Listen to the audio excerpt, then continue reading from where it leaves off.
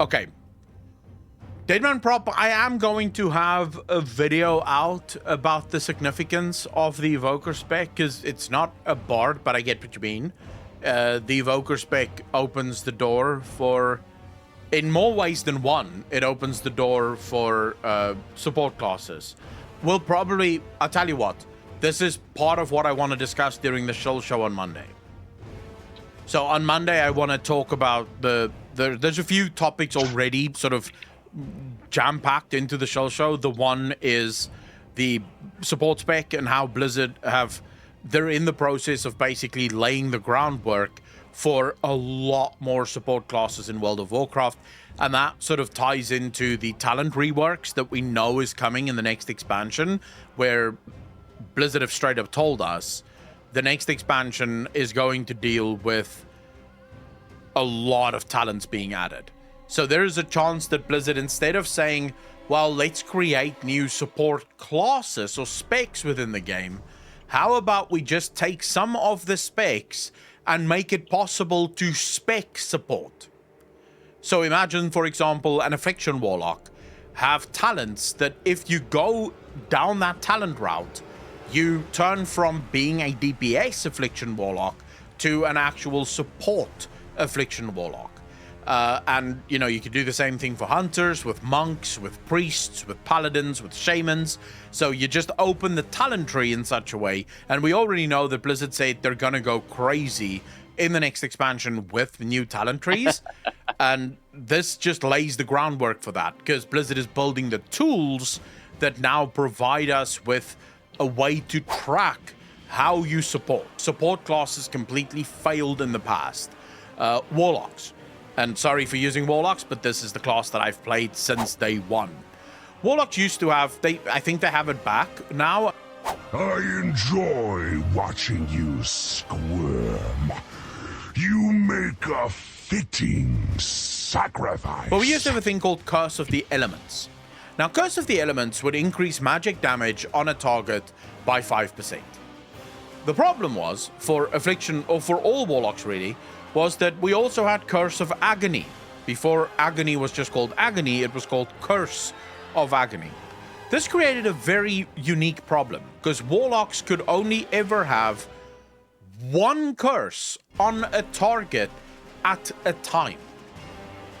So, in other words, one of the Warlocks in your group would have to basically forgo Curse of Agony so that they can cast Curse of the Elements, which means they're losing out on that DPS. Now, every other class in the raid is getting a 5% bump in their damage, but one of the Warlocks is losing damage because one of their curses isn't dealing damage. And there was no real way to look at the logs and go, thanks to the Warlock, we did X amount more damage, so this was really cool. Because the logs just didn't work that way. It tracks only the damage that you do, not the damage that you help someone else do. And this really is, I would say, the thing that Blizzard needed to look at for support classes to make sense, and it is one of the things that they are now actively doing, is building new API hooks into the combat log that allows you to track how much damage a support is adding to the group, or how much healing, or how much negation the support is adding to the group. Because again, right now, priests work, disc priests, their bubble will show you how much damage has been absorbed. But what if you build a support class that doesn't absorb damage, but instead lowers damage by X percentage? So by playing correctly, this support class can buff the tank to fuck by reducing the damage the tank would take by 40%. Well, there would be no way to track how well that support class actually reduced the damage on the tank. If you can build a hook for it, suddenly that support class starts making a lot more sense within the game, right? Paladin Aura Mastery is very similar. There's no real way to know how much that your Aura Mastery help anyone around you. So therefore, it's a buff that you throw up, but it can't be significant. So Blizzard is sort of limited in how they can make those aura masteries work. So imagine, for example, if aura mastery was actually an active thing that the paladin could do if the paladin built into support. So if the paladin plays really well, they can stack that aura mastery to ridiculous levels, and really they could be the difference between a wipe or a kill, right? But you don't know, because right now there's no way to track those things. Blizzard is building those hooks now, so there's a very real chance that in the next expansion we might actually see a ton more players and more support-esque classes being added to the game, or specs being added to the game through talent systems. And I can already tell you guys, just based on the feedback on my 2 videos from last night, there are a lot of players that don't like healing, they don't like tanking, and they really don't like DPS, but they would love to play support. I've already been messaged by so many people going, dude, this is exactly the class that I've always been looking for. Right now, all support classes are sort of forced onto healer, and to a lesser extent tank, because those are the only 2 classes in the game right now that do offer a semblance of support. But this support class just opens that door now for a lot of those players to go, well, actually, I do want to play support instead. I want to be a straight-up support. I don't want to be a tank. I don't want to be a healer, or I don't want to be a DPS. And I think that's really going to just fill it out.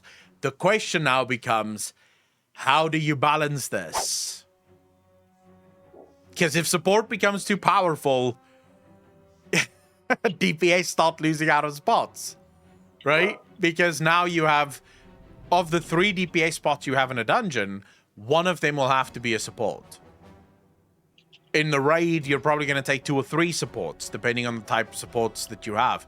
So it's going to be a balancing mess, but at the end of the day, I'm really excited to see it, because it is part of the quote-unquote Trinity, or we used to call it the Holy Trinity of RPGs, which is tank, healer, DPS. The problem is that in where it comes from is from CRPGs, or classic tabletop, actually, is where that Trinity comes from. It's not actually a Trinity, because it's actually tank, DPS, healer, support. All classic tabletops have this support class that is sometimes very, very powerful just due to the support, but World of Warcraft never actually sort of played into that support fantasy. So I'm really glad that they are doing that, because that is actually a hero archetype. Some people like to be support.